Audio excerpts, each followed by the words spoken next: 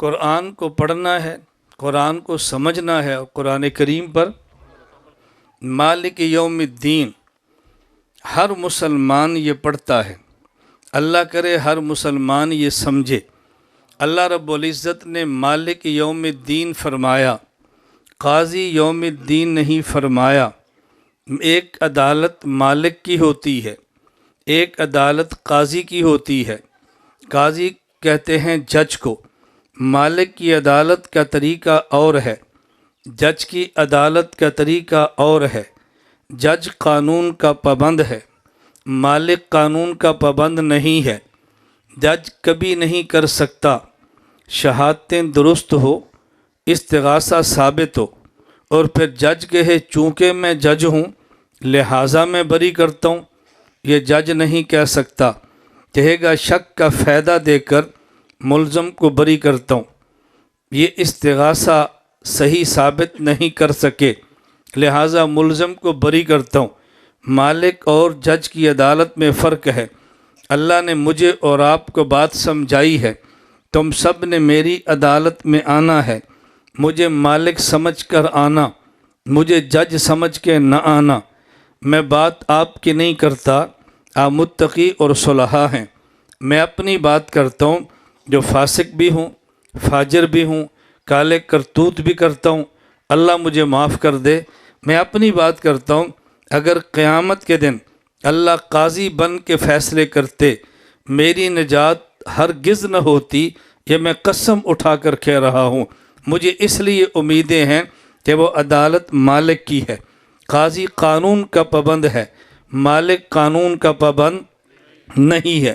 میں مثال دیتا ہوں تاکہ آپ کو بات سمجھ آئے۔ ایک فیکٹری ہے اور وہ کپڑے کی ہے، اس میں چوری ہو رہی ہے۔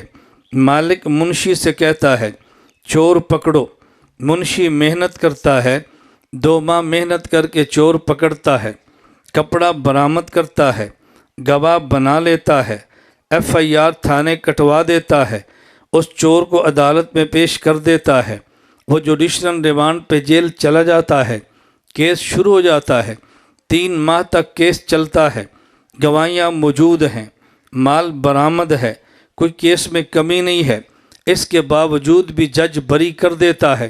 منشی کھپ ڈالتا ہے، منشی شور ڈالتا ہے، پتہ نہیں جج کو پیسے لگ گئے ہیں، ہوا کیا ہے، دباؤ میں آ گیا ہے، بری کیسے کر دیا ہے۔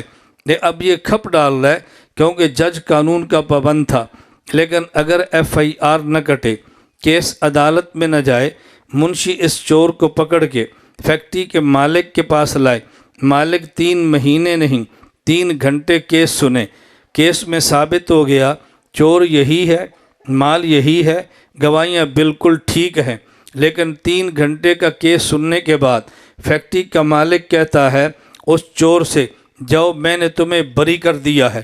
اب اگر منشی کہے آپ نے کیسے بری کر دیا، میں نے اتنی محنت سے چور پکڑا، گواہیاں موجود ہیں، مالک کہے گا منشی تو فیکٹری دا پیو لگنا ہے، میں جج نہیں میں مالک ہوں، میں جج نہیں میں میرا دل کرے تو گواہیاں دیکھوں، دل کرے تو شاہی اختیار دیکھوں۔ اللہ نے بات سمجھائی ہے کہ میرے پاس تم نے آنا ہے، مجھے مالک سمجھ کر آنا، جج سمجھ کر نہ آنا۔ اللہ جب قیامت کو مجرمین کو معاف کریں گے تو قانون کو دیکھ کر نہیں، شاہی اختیارات کو دیکھ کر۔ جب یہ ہمارا عقیدہ ہے کہ تنہا پیغمبر کی ذات معصوم ہے، اس کا معنی یہ ہے کہ پیغمبر کے علاوہ ہر کسی سے گناہ ہوتے ہیں، تو جب گناہ ہوں گے تو قانون کا تقاضا گناہ گار کو سزا دو، لیکن وہ جج بن کے فیصلے کریں تو تب ہے نا، کسی کو معاف کریں۔ فرشتہ کون ہوتا ہے یہ کہنے والا؟ اللہ ہم 50 سال لکھتے رہے، آپ نے کہا معاف کر دو، ہمیں لکھنے پہ لگایا کیوں تھا؟ اللہ فرمائیں گے میں قاضی نہیں میں مالک ہوں، میں قاضی نہیں میں مالک ہوں۔ دیکھو کتنی تسلی ہمیں مالک یوم الدین نے دے دی ہے کہ میری عدالت میں آنا، مجھے مالک سمجھ کر آنا، مجھے قاضی اور جج سمجھ کر نہ آنا۔ حدیث پاک میں ہے اللہ ایک شخص کو طلب فرمائیں گے، یہ جرم کیا تھا، کانپ جائے گا، ڈر جائے گا، بولنے کی ہمت نہیں کرے گا، لیکن اقرار کے علاوہ کوئی چارہ بھی نہیں ہوگا۔ جی کیا یہ گناہ کیا تھا، مزید کانپ جائے گا، یہ گناہ کیا تھا، ایک ایک گناہ کو مانتا رہے گا، اقرار کرتا رہے گا۔ جہنم کا فیصلہ اس کو سمجھ آ رہا ہے، جہنم نظر آ رہی ہے۔ جب وہ کانپ کے ڈر جائے، اللہ اس کو فرمائیں گے میں نے یہ بھی معاف کیا، میں نے یہ بھی معاف کیا، میں نے یہ بھی معاف کیا۔